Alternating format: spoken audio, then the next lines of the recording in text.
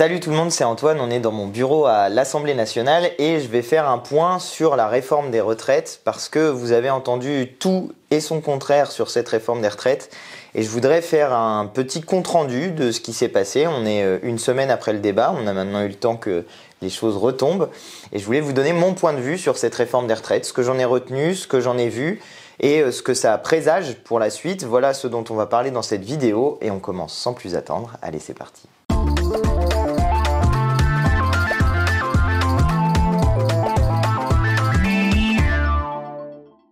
Dans les jours qui viennent de s'écouler avait lieu l'examen de la réforme de la retraite, donc qui consiste à faire passer à 64 ans l'âge de départ en retraite, l'âge légal de départ en retraite, et d'accélérer les fameuses 43 annuités pour avoir le droit à une retraite à taux plein. Alors on a étudié ce texte à l'Assemblée nationale et l'examen du texte a permis de voir plusieurs choses. La première d'entre elles, c'est à quel point les ministres, les macronistes d'une manière générale, en fait ne connaissent pas leur propre réforme ou n'ont à peu près rien à dire sur le sujet.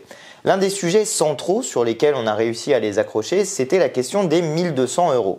Alors vous l'avez peut-être entendu dire, ils nous ont bassiné les oreilles avec ça, mais ils nous avaient dit que désormais il n'y aurait pas de retraite en dessous de 1200 € pour une carrière complète. Alors déjà ça a été à peu près rapide, c'était 1200 € brut et pas net, donc ça veut dire pas vraiment 1200 €.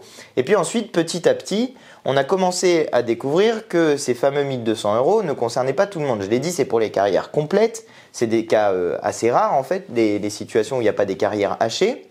Et puis, petit à petit, on a réussi à obtenir des infos sur le nombre réel de personnes qui sont concernées par cette réforme des retraites. À la fin des fins, le ministre, après nous avoir dit en réalité au début que ça concernait 2 millions de personnes, on est arrivé à un chiffre qui était plutôt autour de 40 000. Et même ce chiffre-là, on n'est toujours pas sûr du fait qu'il soit vrai parce que il est basé sur un rapport qui aurait été remis au ministre il y a maintenant plusieurs mois, rapport dont il n'a absolument jamais parlé et qui concerne non pas les retraités actuels mais les retraités à venir et, accrochez-vous, à l'horizon 2030.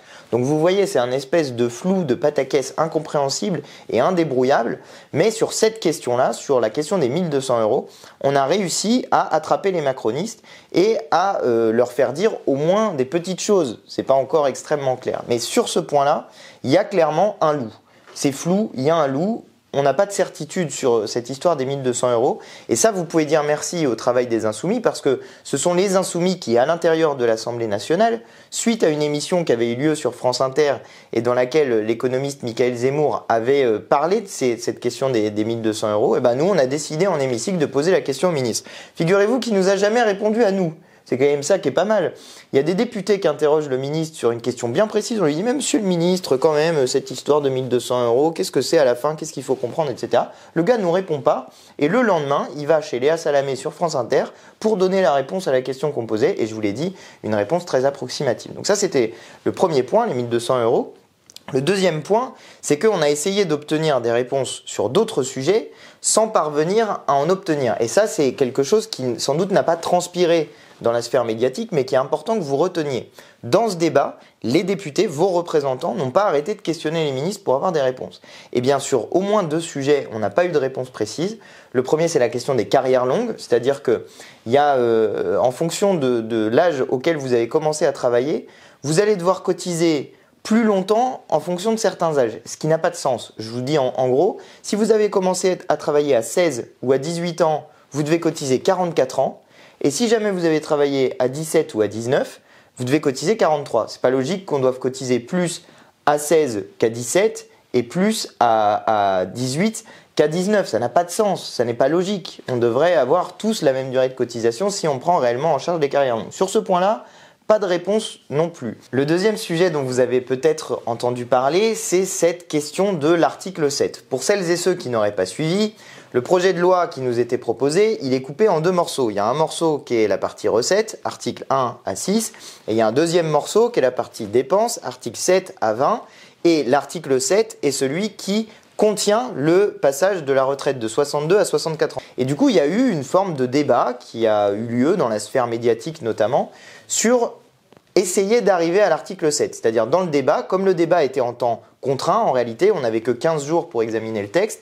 À partir du moment où on passait plus de temps sur la partie qui précédait, eh bien, on n'avait pas la possibilité d'arriver à cet article 7. Et donc il y a eu un débat dans la sphère médiatique pour dire qu'il faudrait que notamment la NUPES retire ses amendements pour pouvoir arriver à cet article 7 et pour qu'il puisse y avoir un débat sur cet article 7. Alors c'est de ça dont je veux vous parler parce que comme ça a un peu fait parler, je vais vous expliquer pourquoi les Insoumis ont adopté une stratégie qui consistait non pas à accélérer le débat et à arriver à l'endroit où voulaient aller les macronistes, mais à parler de tout ce qu'il y avait avant parce que c'était ce qu'il y avait avant dont ils ne voulaient absolument pas parler et vous allez facilement comprendre pourquoi. D'abord, il faut que je vous explique d'où c'est venu cette histoire d'article 7. En fait, c'est venu des macronistes eux-mêmes. C'est les macronistes qui, à un moment donné, la semaine où on étudiait le texte en commission, ils ont commencé à dire « Bon, allez, ça commence à bien faire, les insoumis, vous arrêtez pas de nous parler d'autres manières de financer la retraite.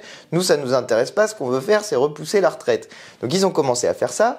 Le Rassemblement national, qui avait fait à peu près aucun amendement sur la réforme des retraites et qui commençait peut-être à s'ennuyer en commission de jamais parler parce qu'ils n'avaient pas bossé, ils ont commencé à dire la même chose que les macronistes. À partir du moment où les macronistes et le Rassemblement national ont commencé à dire ça, boum, c'est parti dans la sphère médiatique. Et après, la sphère médiatique y allait tout son poids en disant il faut absolument aller à l'article 7. L'article 7, c'est le cœur de la réforme, blabla, blabla. Vous avez entendu peut-être cette musique-là.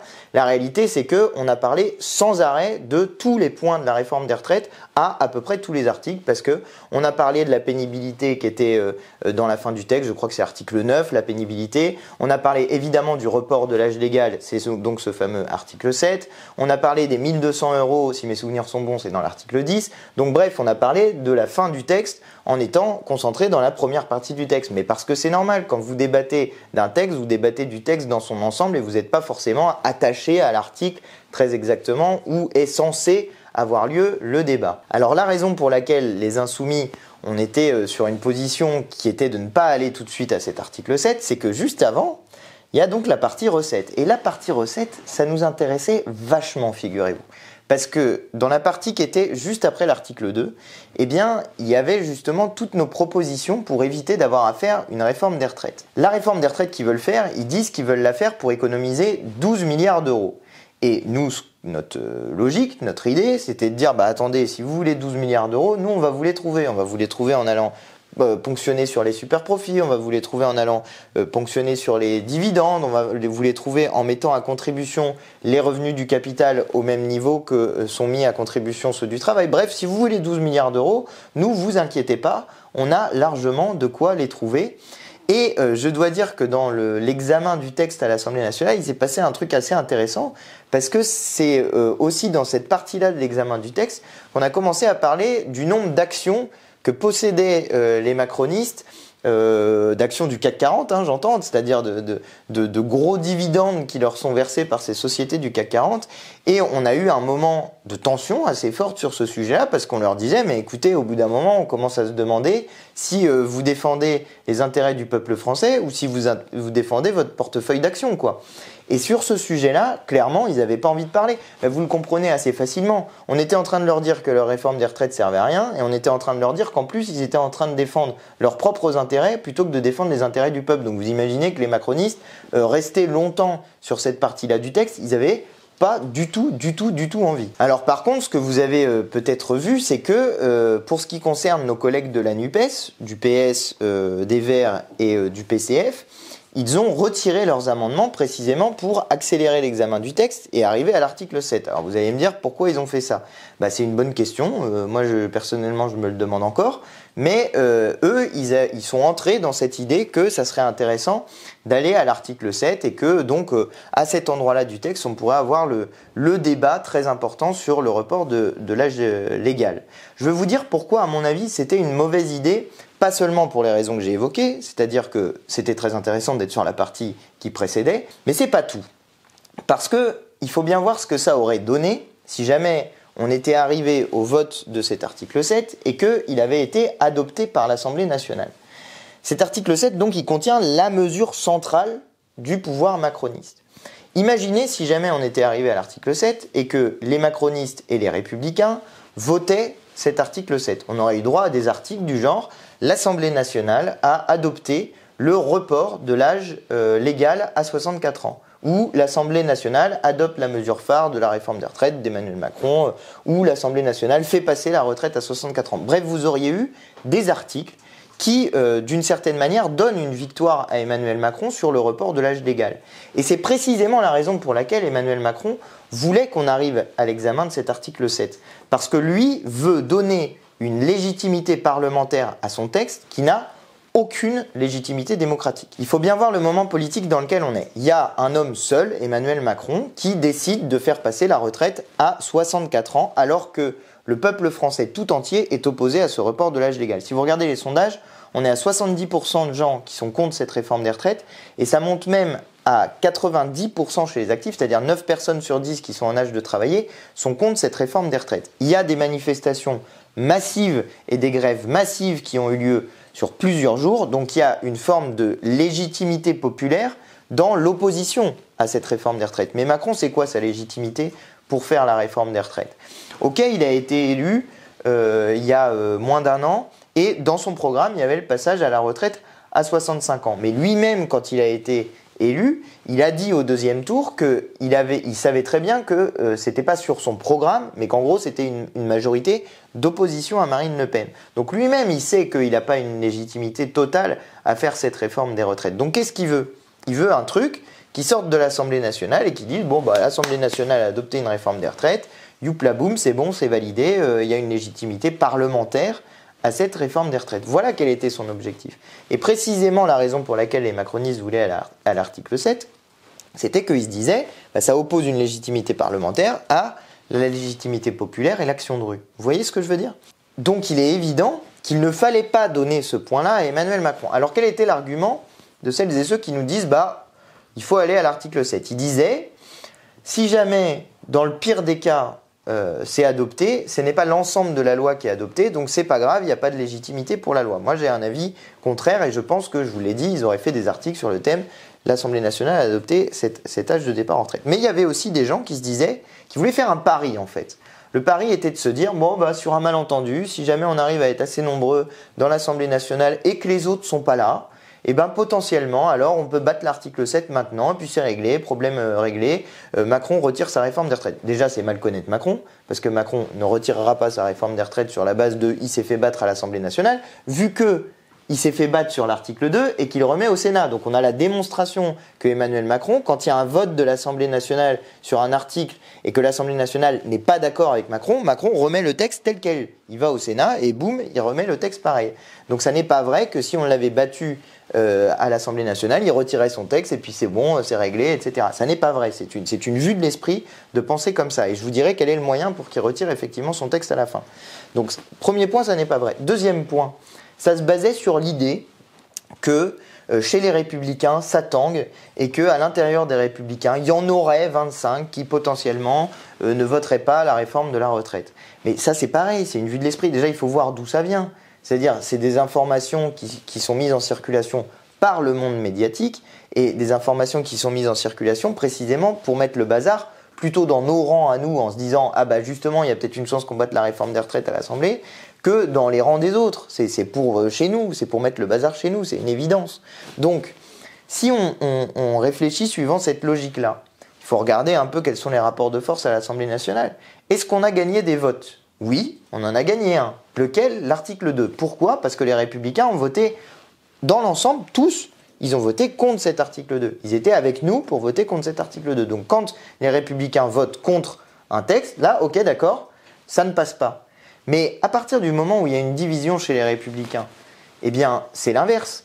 Si vous regardez bien, c'est les Républicains avec les macronistes, ils arrivent à faire une majorité. Et pourquoi ça n'aurait pas réussi cette histoire? Eh bien parce qu'il y avait un deal entre les Républicains et les macronistes. Ce deal, il a été révélé au dernier moment, à 21h30 à l'Assemblée nationale, reprise de la dernière séance du vendredi, 21h30. Il nous reste 2h30 de débat. Et là, coup de théâtre, enfin, je dis ça avec ironie parce que ce n'était pas vraiment un coup de théâtre, mais coup de théâtre, Dussopt dit qu'il accepte un amendement des Républicains. Enfin, ils ont repris un amendement des Républicains sur les carrières longues et donc Dussopt a été applaudi debout par la quasi-intégralité des Républicains. Il n'y en a eu qu'un seul, enfin que quelques-uns qui ne sont pas levés pour applaudir, c'était ceux autour d'Aurélien Pradié. Donc c'était la démonstration même qu'ils avaient dealé depuis le début et que là, ils révélaient une forme d'accord et que donc si jamais on était effectivement arrivé à l'article 7, ils auraient réussi à obtenir une majorité pour faire passer cet article-là. Et que donc, ils auraient réussi à avoir la légitimité parlementaire qu'ils voulaient pour cette histoire de 64 ans et que nous ne voulions pas donner à ce texte sur la retraite à 64 ans.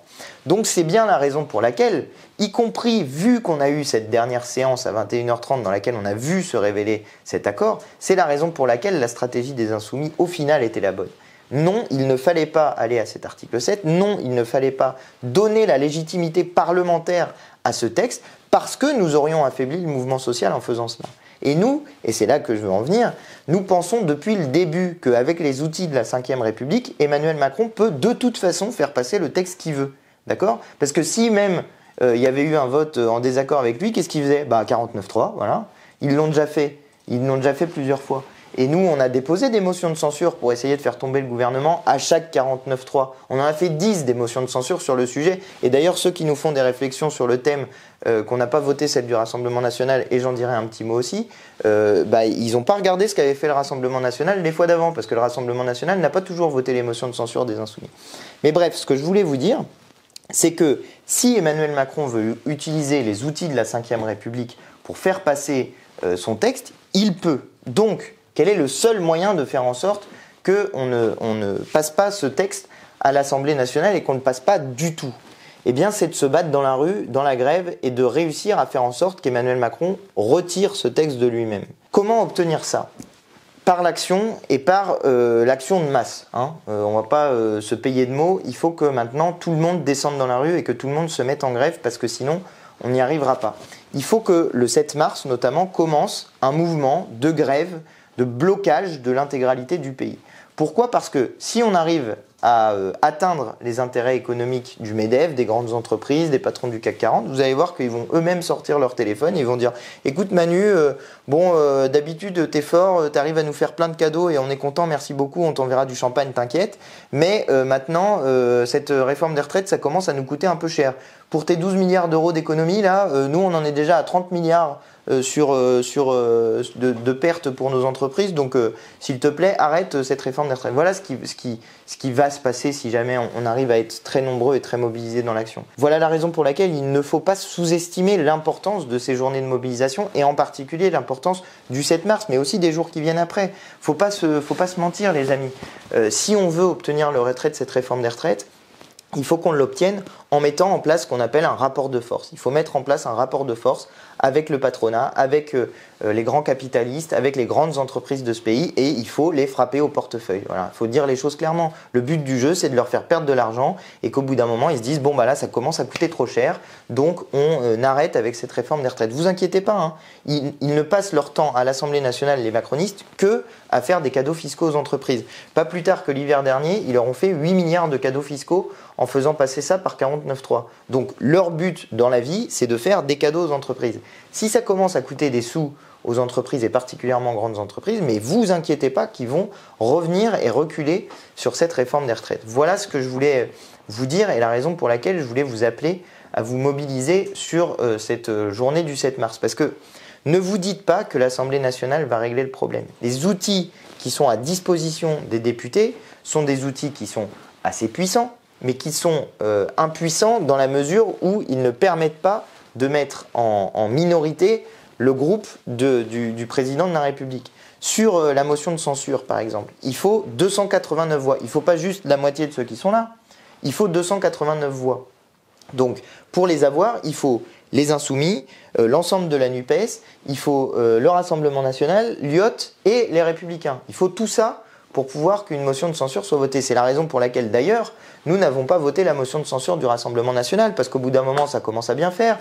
Les gars, ils se pointent en hémicycle un jour sur deux, ils déposent quasiment aucun amendement, ils font absolument rien sur la réforme des retraites, et au dernier moment, ils se pointent, ils font une motion de censure dont ils savent pertinemment qu'elle n'a aucune chance de passer, dont ils savent pertinemment que c'est juste un outil communicationnel qui va faire le Rassemblement National dépose une motion de censure, et derrière, ça n'a absolument aucun effet, et ça ne permet pas de faire tomber le gouvernement, parce qu'ils n'ont pas été présents, ils n'ont pas mis en place un rapport de force sur le sujet. Donc faut arrêter au bout d'un moment. Ces gens-là, ils n'ont jamais défendu les intérêts du peuple français. Quand on a parlé de la partie recettes, Marine Le Pen a pris la parole. Vous savez pourquoi ?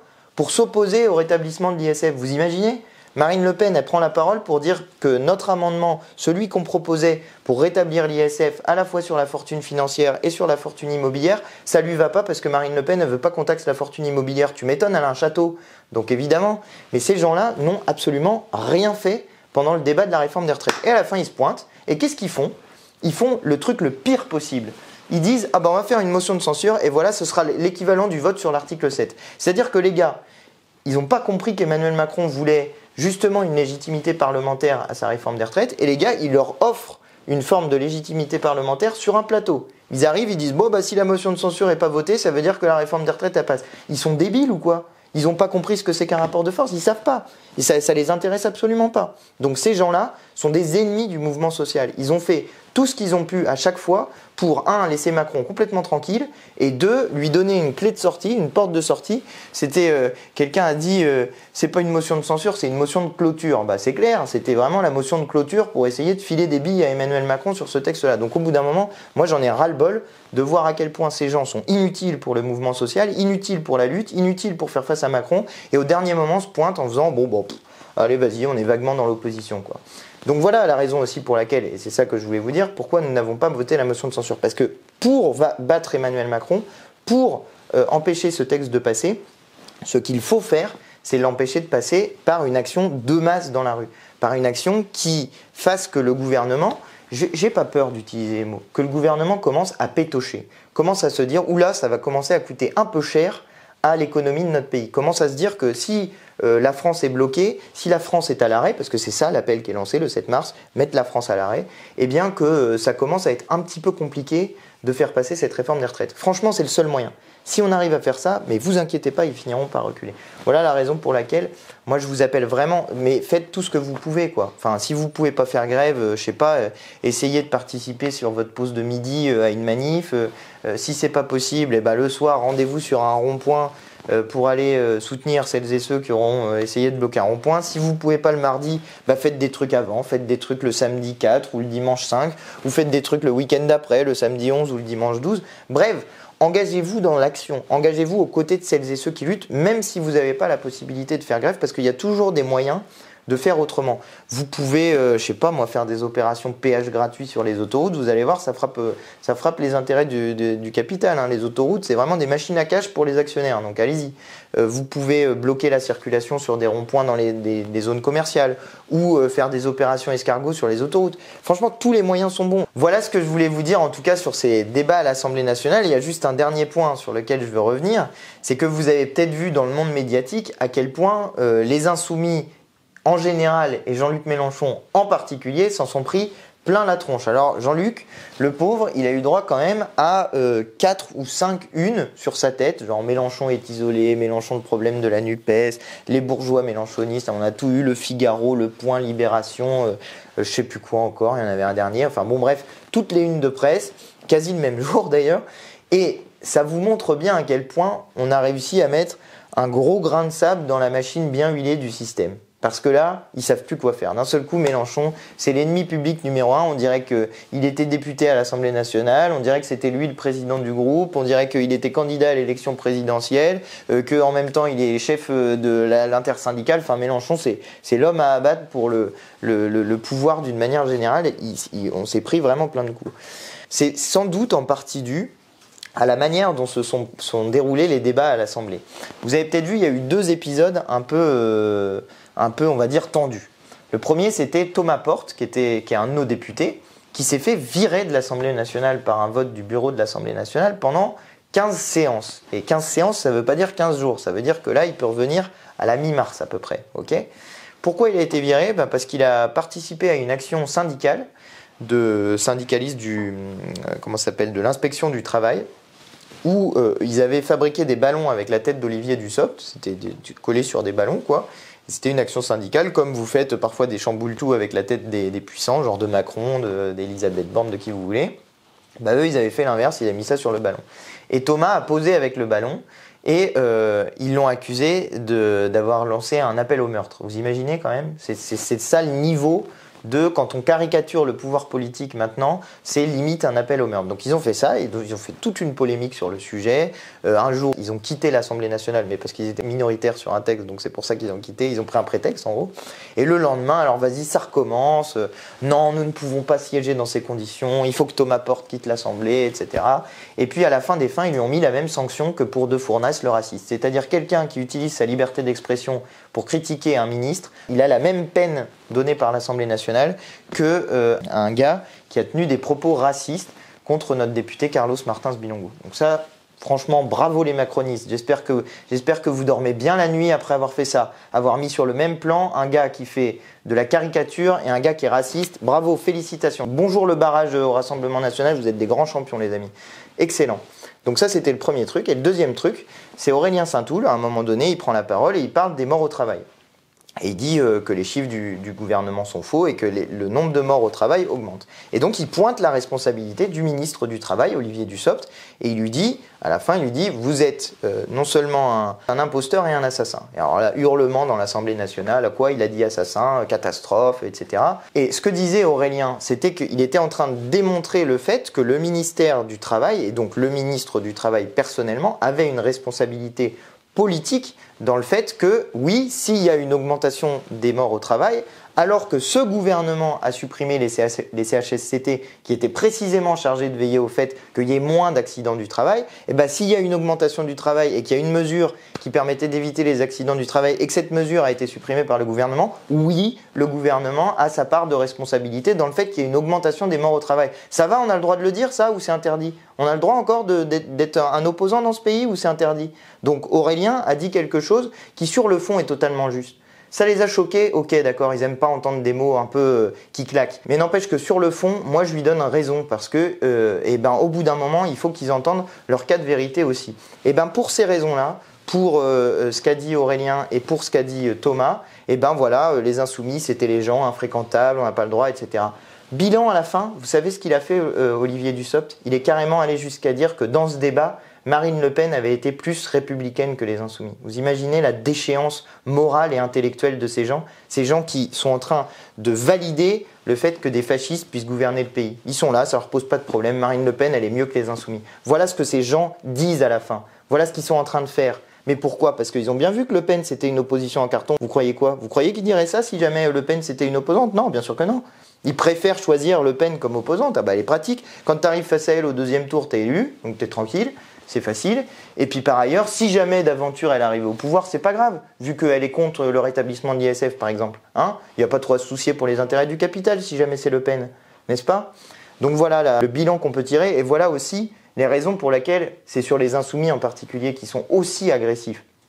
Aussi agressifs au niveau du gouvernement, aussi agressifs au niveau de la presse qui en général reprend texto les arguments du gouvernement et les éléments de langage du gouvernement, mais ça vous donne la raison pour laquelle ils sont aussi agressifs. Ils ont les pétoches, ils ont les miquettes, parce qu'ils ont peur que le 7 mars, ça soit une date énorme. Et c'est la raison pour laquelle il faut vraiment que, on soit à la hauteur de leurs attentes, pour dire les choses gentiment. Le 7 mars, ça doit être gigantesque. Ça doit être le pays totalement à l'arrêt, et ça doit être un point de départ, c'est pas un point d'arrivée.